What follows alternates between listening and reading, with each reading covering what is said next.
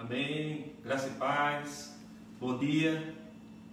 É muito bom estar aqui mais uma vez para nós adorarmos ao Senhor, para que nós possamos compartilhar da sua palavra. Amém, queridos? Quero convidar agora vocês que estão agora assistindo, que estão me ouvindo também. Quero convidar você agora a se juntar comigo agora em oração, para que nós possamos pedir ao Senhor Jesus que Ele envie o seu Espírito Santo, tanto para me orientar nesse momento, para me ensinar, para falar através de mim e para também para que Ele possa falar com a sua vida nesta manhã. Amém? Vamos orar. Pai Celestial, em nome do Senhor Jesus, eu quero te agradecer, meu Pai, por mais essa manhã, por mais uma escola bíblica dominical, Senhor, por mais uma aula, Senhor amado, onde nós vamos compartilhar da sua palavra. Muito obrigado, Senhor, por esse momento. Muito obrigado pela vida de William, meu Pai, de Sueli, que tem nos abençoado. Muito obrigado pela tua igreja, ó Pai, por cada liderança, meu Pai, da tua igreja, Pai. Muito obrigado. Que o teu nome seja glorificado nesse dia, Pai. Espírito Santo, nesse momento, que o Senhor possa me orientar. Espírito Santo, que o Senhor possa me ensinar. Que o Senhor possa me iluminar nesse momento, Espírito Santo. Eu sei que o Senhor está comigo. Fica com cada um nesse momento, Pai. Amado Espírito Santo, fica com esse irmão que está agora, Pai, ouvindo e me assistindo. Tudo isso eu te peço, Pai, em nome de Jesus. Para a glória de Jesus. Amém. Amém, queridos? Então, amados, nós vamos continuar o nosso estudo. Na verdade, nós paramos na última aula. Que louvar a Deus pela vida do irmão Pérez, que tem nos abençoado, tem abençoado a igreja com as ministrações, com cada estudo que ele tem dado. E vamos continuar estudando a palavra do Senhor. Na última aula que eu, na verdade, trouxe para a amada igreja, eu falei um pouco sobre escatologia. E tivemos um pouco de dificuldade, foi cortado alguns pontos da aula. E eu quero fazer uma revisão daquilo que nós vimos na aula passada e entrarmos em outro assunto. Amém? E na aula que eu comecei a falar sobre escatologia. E eu falei que escatologia, essa palavra quer dizer o início, na verdade, o fim, o estudo das últimas coisas. Então, escatologia quer dizer isso, o estudo das últimas coisas. E por que nós vamos falar e tocar nesse assunto? Devido àquilo que nós estamos vivendo e aquilo também que a palavra do Senhor nos orienta, para que nós possamos falar também e ensinar a respeito desse tempo. Certo? Esse tempo é um tempo propício, favorável, para que nós possamos ensinar esse assunto. Certo? A nossa escatologia, como eu falei na aula passada, ela pode ser resumida em 5 pontos: arrebatamento, grande tribulação, vinda de Cristo, milênio e eternidade, o juiz eterno. Então vou repetir novamente: arrebatamento, tribulação e grande tribulação, vinda de Cristo, milênio e eternidade. Certo? Então ela se resume em 5 pontos. Então nós falamos, na aula passada, nós introduzimos e nós falamos um pouco do tempo que nós estamos vivendo.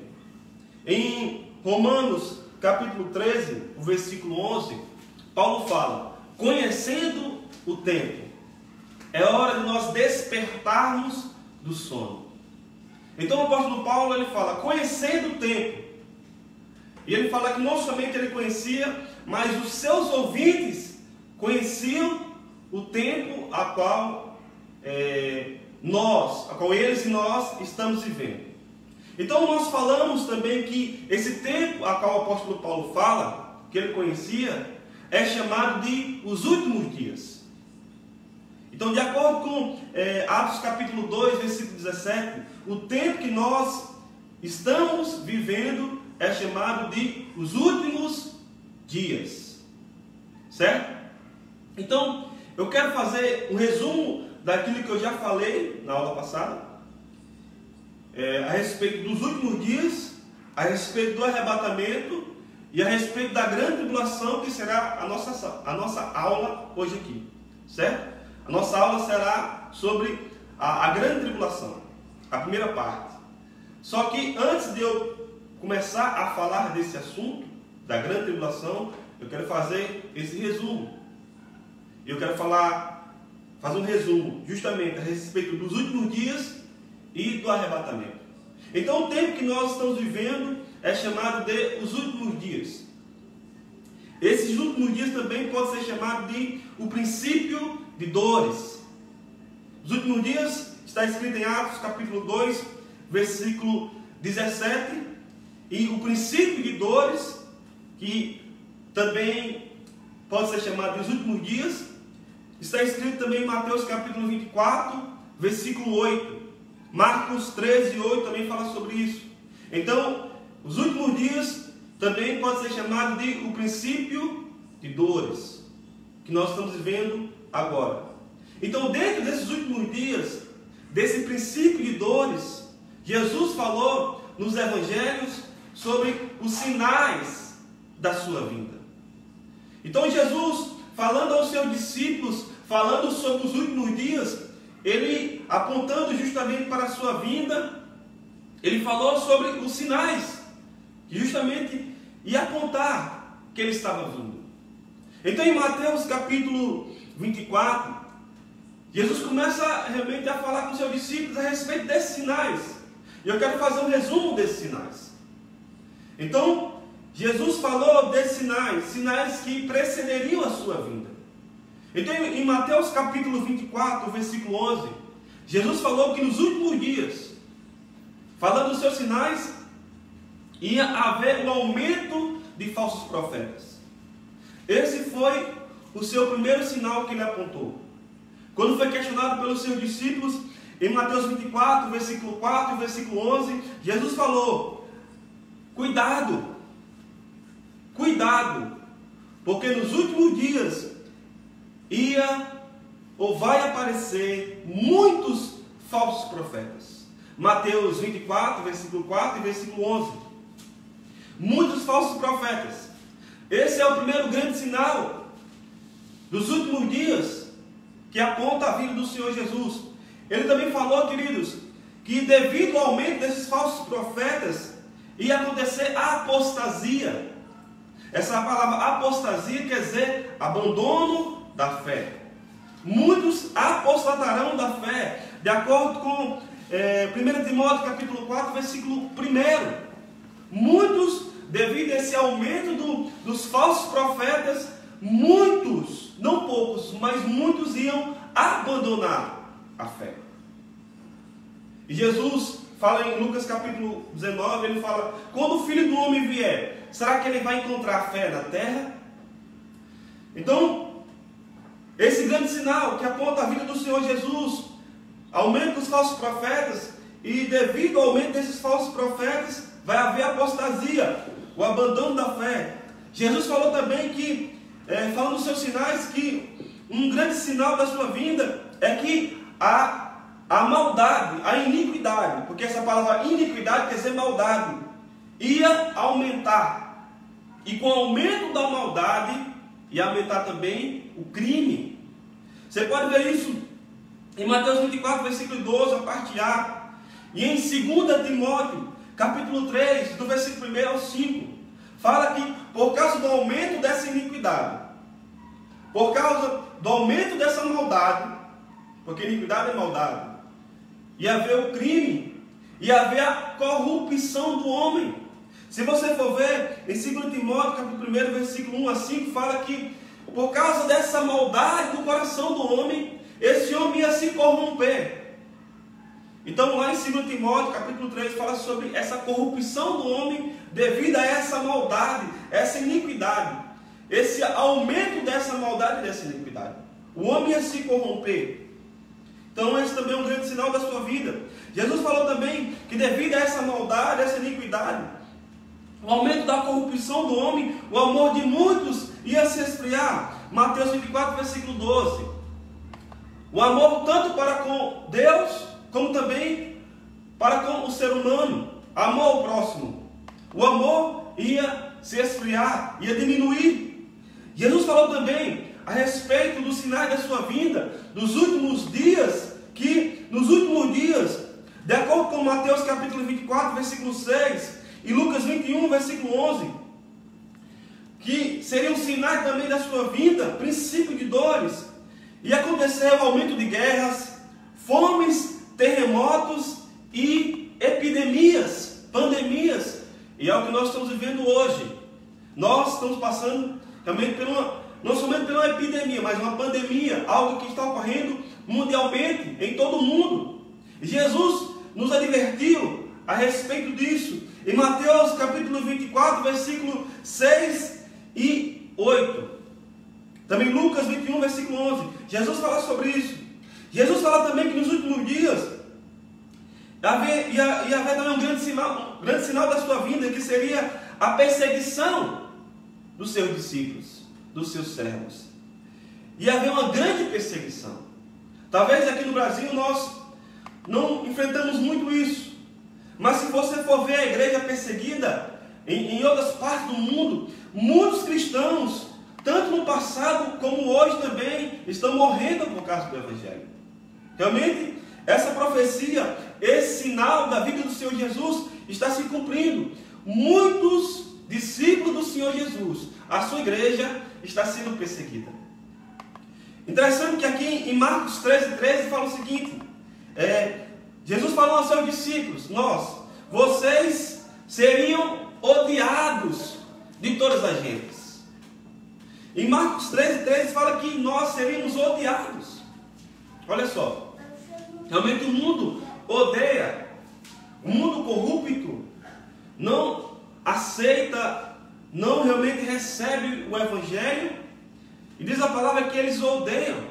E Jesus falou o seguinte, se eu como mestre fui perseguido, imagine vocês que são discípulos, porque o discípulo não é maior do que o seu mestre. Então Jesus falou que nós seríamos odiados, perseguidos. Então ia ser uma grande perseguição.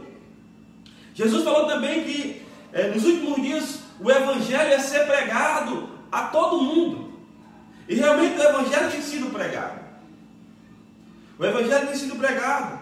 Agora, em qualquer parte do mundo, se alguém acessar esse Facebook, entrar realmente nessa página, nessa live, ele vai ouvir o Evangelho. Então, um grande sinal que o Evangelho seria pregado em todo o mundo. Mateus, versículo 24, versículo 14. Capítulo 24, versículo 14. Jesus falou também, agora para a igreja, que nos últimos dias, falamos na última aula, que Ele ia derramar o seu Espírito sobre toda a carne. O mundo, quando eu falo mundo, as pessoas que pertencem ao Senhor Jesus seriam sacudidas pelo mover do Espírito Santo. Nesses últimos dias, antes da sua vinda, um grande sinal vai acontecer. Ele vai derramar o seu Espírito sobre toda a carne. E nós cremos nessa promessa, em que a igreja vai ser abastecida com o seu óleo, vai ser cheia com o óleo do Espírito Santo. A igreja é verdadeira. Então tudo isso aqui, queridos, são sinais que apontam a vida do Senhor Jesus Cristo. São sinais que também diz que são os últimos dias. E Jesus falou sobre isso. E aqui são sinais que apontam realmente que Jesus está às portas. Que Ele está vindo buscar a sua igreja. E quando fala buscar a sua igreja, queridos, agora nós vamos entrar no tema arrebatamento. Aqui são sinais que precedem realmente esse arrebatamento. Então eu falei, agora fiz um resumo do que são os sinais, princípio de dores, que é chamado de os últimos dias. Fiz um pequeno resumo. E agora eu quero falar um pouco sobre arrebatamento. Esse evento, queridos, que nós chamamos de arrebatamento, está escrito lá em 1 Tessalonicenses, capítulo 4, o versículo 15 e 17. Então, lá fala que Jesus vai arrebatar a sua igreja. E essa palavra arrebatamento no original grego quer dizer rapazo, que significa rápido, raptar, levar de repente.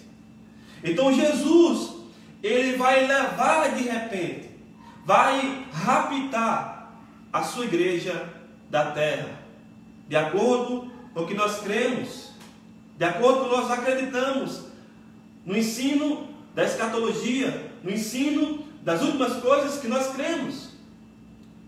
Nós vamos falar daqui a pouco sobre a grande tribulação. E de acordo com a palavra do Senhor, nós não cremos que a igreja do Senhor, ela não vai passar, a igreja verdadeira, ela não vai passar pela grande tribulação. De acordo com Apocalipse capítulo 3, o versículo 10 diz que vai vir uma provação, o Senhor vai provar os moradores da terra. Apocalipse capítulo 3, versículo 10, fala que o Senhor vai provar os moradores da terra. Vai vir um tempo de provação, a qual nunca houve e nem haverá. E diz que o Senhor, ele vai realmente guardar da hora da provação. Da hora da provação, que vai vir sobre todo mundo. E esse guardar, nós cremos que é justamente o arrebatamento. Que o Senhor vai raptar a sua igreja. Como eu falei, 1 Tessalonicenses capítulo 4, do versículo 15 a 17, fala sobre isso. Fala sobre o arrebatamento. E essa palavra arrebatamento quer dizer rápido, levar de repente. Então Jesus vai vir e levar de repente, vai raptar a sua igreja verdadeira, para que ela não passe pela grande tribulação. Nós vamos falar daqui a pouco o que é a grande tribulação. Então Jesus vai raptar, vai levar a sua igreja. De acordo com 1 Tessalonicenses capítulo 4, diz no versículo 17, que Cristo, quando ele vinha arrebatar a sua igreja, ele não vai pisar na terra. Esse é o primeiro ponto. No arrebatamento, Jesus não vai pisar na terra. A palavra diz, você pode conferir na sua Bíblia, 1 Tessalonicenses capítulo 4, versículo 17, diz que a igreja vai ser arrebatada para encontrar o Senhor nos ares, nas nuvens, entre as nuvens, na região celestial. Então Jesus vai raptar a sua igreja, levar de repente a sua igreja para encontrar com ele nos ares, nas nuvens. Então, primeiro ponto, no arrebatamento, Jesus não pisará na terra. Ao contrário do que vai acontecer na sua segunda vinda, que nós, em outra aula, nós vamos falar sobre isso, em que Jesus vai pisar no Monte das Oliveiras, que assim como os anjos falou, quando Jesus estava subindo aos céus, os anjos falaram para os seus discípulos, assim como vocês estão vendo ele subir, da mesma forma ele vai descer. Esse evento, ele está falando da sua segunda vinda, que vai ser depois da tribulação. Aí é outro assunto, é outra aula. Mas no arrebatamento, Jesus não vai pisar na terra. A igreja que vai se encontrar com ele nos ares. Segundo ponto, no momento do arrebatamento vai acontecer a primeira ressurreição. Eu falei que existem duas ressurreições. A primeira é dos salvos, aqueles que morreram em Cristo. A palavra diz, no momento do arrebatamento, na verdade, antes do arrebatamento, né, quase que no mesmo momento, os mortos vão ser ressuscitados, com um corpo semelhante ao de Jesus, e os vivos vão ser arrebatados, para se encontrar com o Senhor nos ares. Então, no arrebatamento vai acontecer a primeira ressurreição. Os mortos que morreram na fé no Senhor Jesus.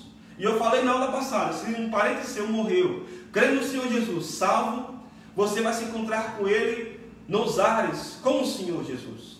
Ele vai ser ressuscitado, você vai ser transformado, ele vai ser ressuscitado primeiro, e você vai ser arrebatado para se encontrar com o Senhor Jesus nos ares, entre as nuvens. E vai acontecer essa primeira ressurreição. Só que existe uma segunda ressurreição, que vai acontecer somente depois do milênio. E o milênio é outra aula que nós vamos também falar aqui.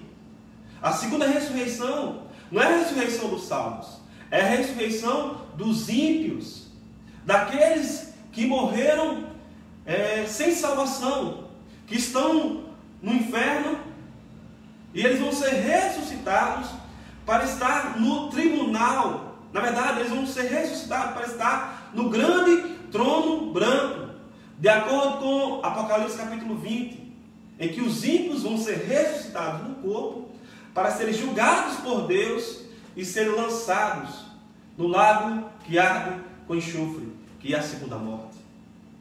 Então, só que no arrebatamento vai acontecer essa primeira ressurreição. A segunda ressurreição só vai acontecer depois do milênio.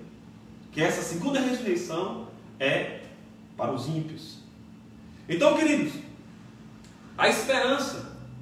A palavra fala lá em 1 Coríntios capítulo 15 que Paulo fala no capítulo inteiro a respeito da ressurreição. Então a ressurreição tem que ser pregada. Porque há muitas pessoas que morrem, de uma doença, e você olha para aquela pessoa, debilitada, na cama, no hospital, ou no caixão, você vê aquela pessoa fraca, debilitada, o seu corpo todo acabado por causa daquela doença. Mas no dia que o Senhor Jesus vier arrebatar a sua igreja, essa pessoa que morreu ainda que em fraqueza, ainda com o seu corpo todo danificado, todo enfraquecido, em fraqueza, ele vai ser ressuscitado e ele vai receber um corpo semelhante ao de Jesus. Olha só que promessa, queridos. Um corpo semelhante ao de Jesus. Interessante que o corpo de Jesus, ele não está preso ao espaço. Lembra quando ele ressuscitou? E diz que os discípulos estavam trancados em um lugar fechado, com as portas trancadas.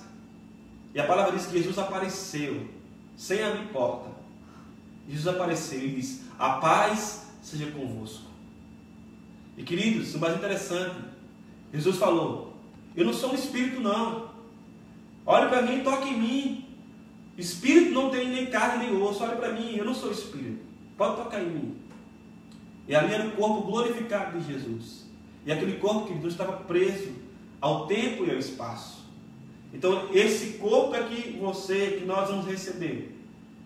Ou na ressurreição, se você morrer antes da vinda do Senhor Jesus, antes do arrebatamento, ou na glorificação, quando você for arrebatado, você vai ser transformado e vai receber um corpo semelhante ao de Jesus.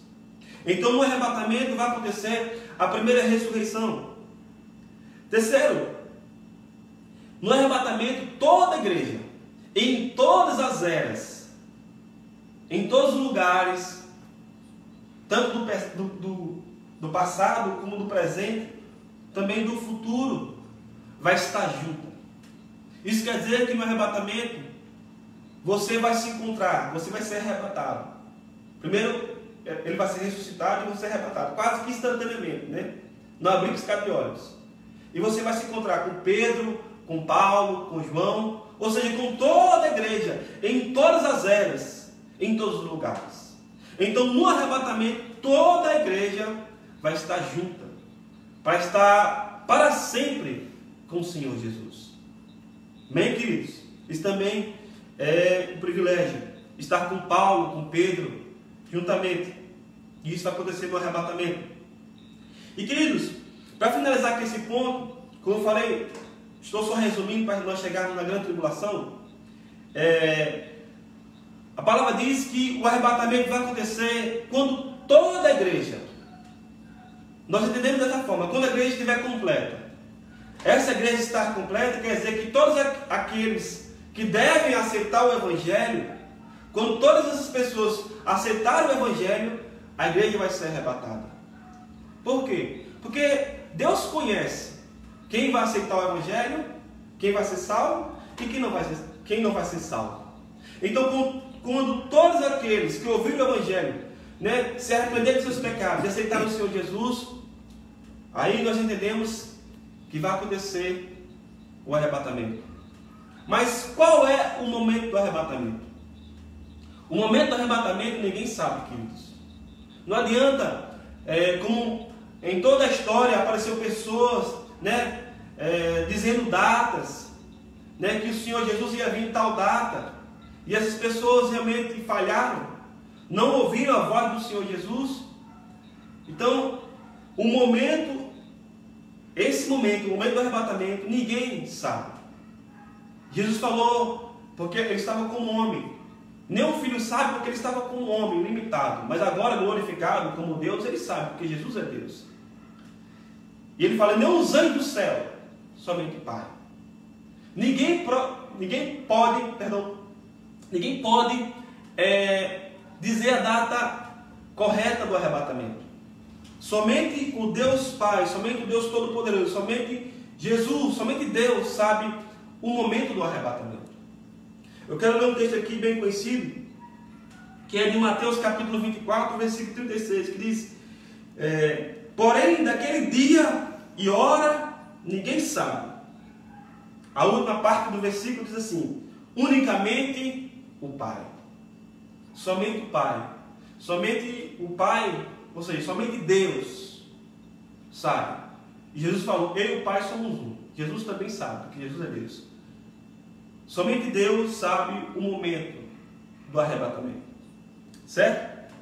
Então, queridos, isso daqui, falei sobre alguns sinais que apontam a vida do Senhor Jesus, que apontam para o arrebatamento. Falei que esses sinais iam acontecer nos últimos dias. Falei agora sobre o arrebatamento. E agora eu quero chegar justamente no ponto da grande tribulação. Sinais, arrebatamento e a grande tribulação. Queridos, realmente vai haver um tempo de grande tribulação. De acordo com Apocalipse capítulo 3, versículo 10, Jesus fala sobre isso. Mas aqui, em Mateus capítulo 24, o versículo 21, diz assim, Mateus capítulo 24, versículo 21, diz assim, porque haverá então grande tribulação, como nunca houve, desde o princípio do mundo até agora, nem tampouco haverá jamais. Então, em Mateus capítulo 24, versículo 21, fala dessa grande tribulação, que nunca houve e que nunca haverá depois dela. Então, realmente, há um tempo chamado de grande tribulação. Alguns dividem esse tempo, de tribulação, 3 anos e meio, e grande tribulação, os outros restantes 3 anos e meio, que é um período de 7 anos. Mas eu posso resumir que esse é um período de grande tribulação, certo? E essa grande tribulação, queridos, que depois que a igreja for arrebatada, porque a igreja não passará pela grande tribulação, e eu vou tocar nesse assunto daqui a pouco, falar alguns versículos, de acordo com de acordo com Apocalipse capítulo 3, versículo 10, Jesus falou que a igreja verdadeira, ele ia livrar da hora da provação, que há de vir sobre todo mundo. Apocalipse capítulo 3, versículo 10. Então Jesus falou, eu vou livrar a minha igreja da hora da tentação, da hora da tribulação, que há de vir sobre todo mundo. Ou seja, Jesus vai arrebatar a sua igreja, para que ela não passe por essa grande tribulação. Interessante, queridos, que esse período chamado de grande tribulação, Daniel fala que, em Daniel capítulo 12, versículo 1, fala que esse tempo será um tempo de angústia, a qual nunca houve e nunca haverá. Daniel 12, 1 fala sobre isso. O tempo da grande tribulação será um tempo de angústia para os moradores da terra que ficarem aqui. Será um tempo de angústia ao qual nunca houve. Está escrito em Daniel capítulo 12, versículo 1. Será um tempo também de castigo e de ira. Está escrito lá em Isaías capítulo 26, versículo 20 e versículo 21. Será um tempo de castigo e de ira. E interessante essa palavra ira, queridos. Eu falei que a grande tribulação é um período de ira. Da ira de Deus, da ira do Cordeiro e da ira de Deus contra os moradores da terra. Interessante, queridos, que como eu falei, A igreja não vai passar pela grande tribulação, por quê? Porque em 1 Tessalonicenses, capítulo 5, o versículo 9, diz que o Senhor não nos destinou para a ira.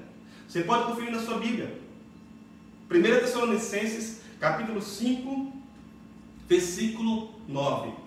Deus não nos destinou para a ira. E a grande tribulação é um período de ira. Ele vai livrar a sua igreja, a igreja verdadeira, dessa ira. Então, a grande tribulação será um tempo de angústia, a qual nunca houve. Será um tempo de castigo e de ira, de acordo com Isaías 26, versículo 20 e 21. E esse tempo vai durar 7 anos. Você pode conferir na sua Bíblia, em Daniel capítulo 9, versículo 27. O tempo da grande tribulação durará 7 anos. Onde Deus vai derramar a sua ira contra os moradores da terra, aqueles que não amaram, que amaram a mentira, que não amaram a verdade, que decidiram realmente abraçar o pecado, que decidiram realmente amar as paixões do mundo e não se voltaram para o Senhor Jesus. Então, vai durar 7 anos. Mas, queridos, eu ainda não vou falar específico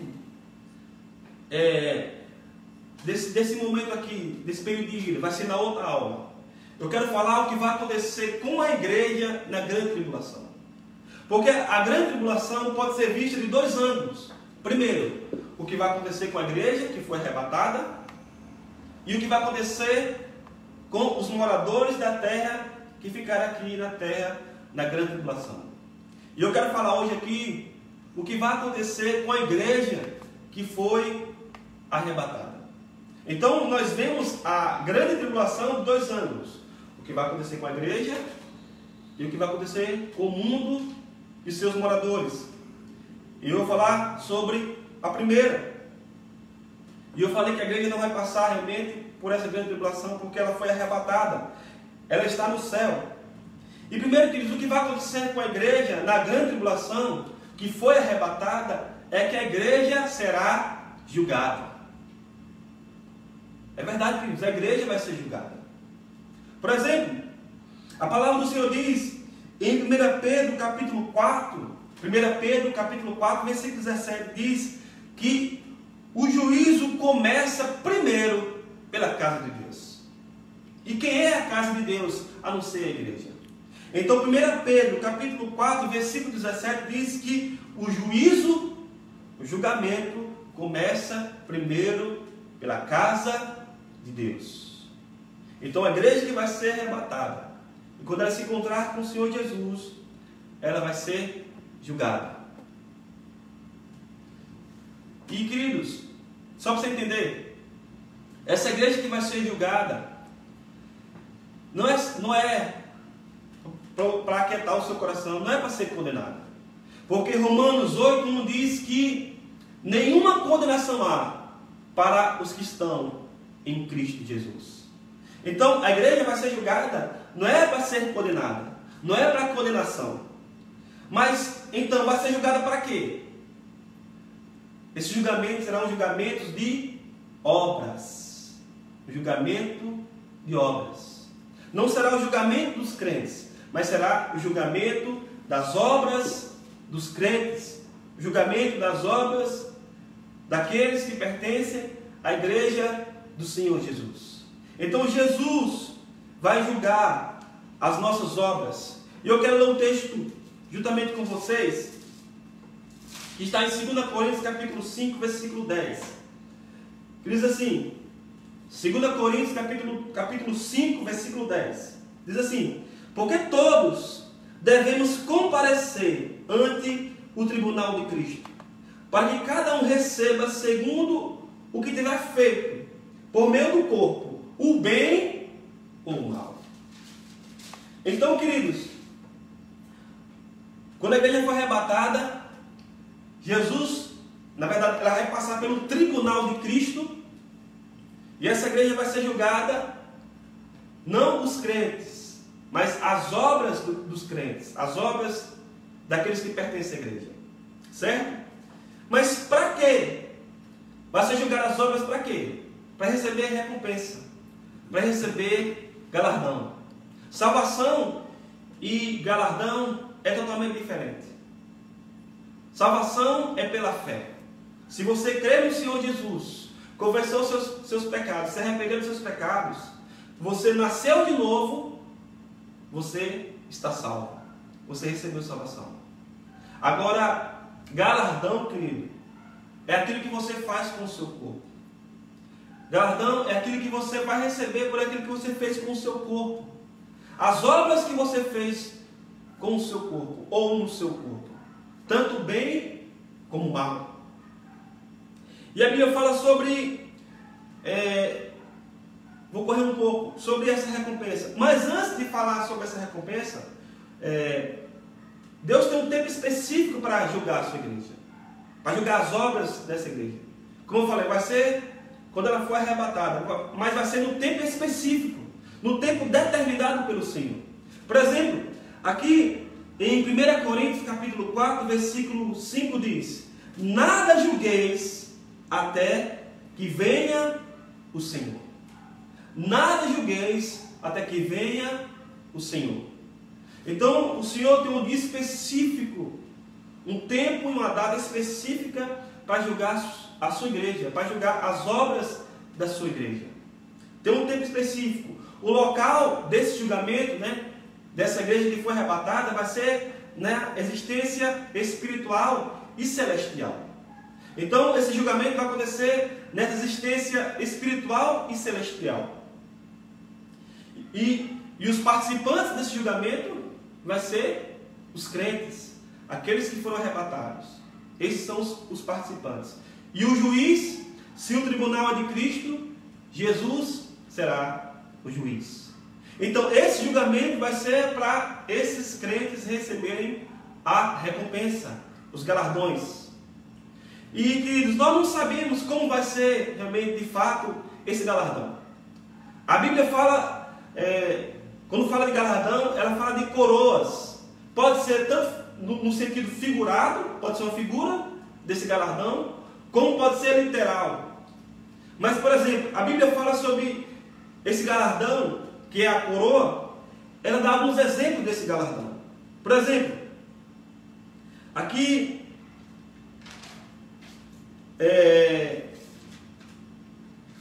fala sobre alguns tipos de coroa.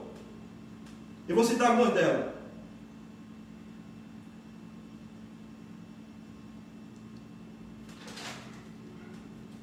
Mas antes de um pouco falar sobre essa coroa, querido, é o seguinte: alguns vão receber muito galardão, alguns vão receber pouco e alguns não vão receber galardão nenhum. Só vão receber salvação.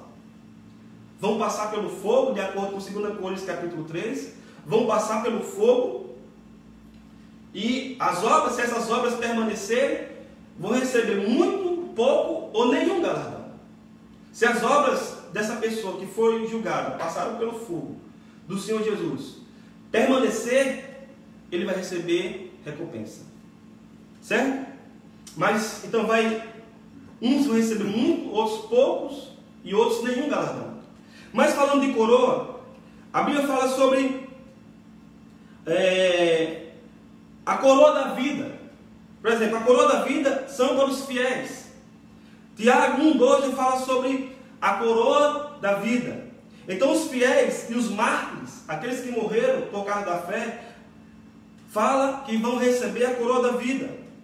A palavra fala também da coroa de glória, que são para os pastores fiéis. 1 Pedro 5,4.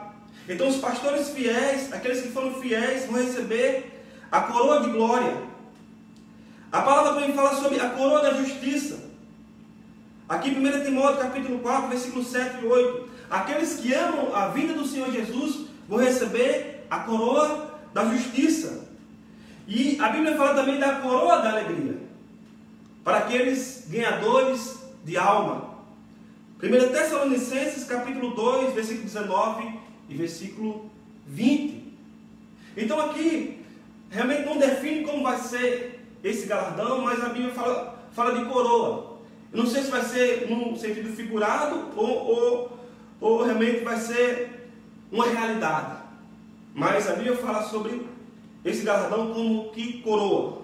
Coroa da vida para os fiéis, coroa de glória para os pastores, coroa da justiça para aqueles que amam a vida do Senhor Jesus e coroa de alegria.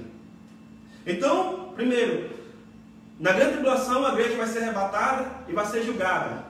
O julgamento das obras da igreja. Segundo, depois que a igreja for julgada, depois que aqueles receberem galardão, e vou finalizar aqui, a igreja vai ser conduzida para as bodas do Cordeiro. Essa palavra bodas quer dizer festa. Quer dizer a festa do casamento, do noivo com a noiva. Depois que a igreja receber galardão, ela vai entrar na sala do banquete, na festa do casamento, do noivo, daquele que morreu pela sua noiva, daquele que morreu pela sua igreja. Jesus vai conduzir a sua noiva para se assentar com ele na sua mesa. E ele vai participar, nesse período de 7 anos, das bodas do Cordeiro, da festa do casamento de Cristo com a igreja. E eu quero fazer uma pergunta para você. Será que você está preparado? Em Apocalipse capítulo 19 fala sobre isso, sobre essa festa. E diz que a noiva já se aprontou. E você como igreja, e você como noiva, está pronta? Como estão as suas vestes espirituais? As suas vestes já foram lavadas no sangue do Cordeiro? Eu encerro a minha palavra desse estudo aqui, nessa manhã, dizendo: como está as suas vestes para as bodas do Cordeiro? Você está preparado? Será que eu e você, nós estamos com as vestes purificadas, embranquecidas no sangue de Jesus? Jesus falou para a igreja de Laodiceia: eu quero que você compre de mim ouro, colírio e vestes de linho fino, para que você esteja puro dentro de mim. Então que nessa manhã, que o Espírito Santo possa trazer entendimento dessa palavra, desse estudo, e que as suas vestes estejam alvas, embranquecidas no sangue de Jesus. Amém? Que o Espírito Santo possa trazer revelação ao seu entendimento. Muito obrigado, Senhor Jesus. Deus abençoe.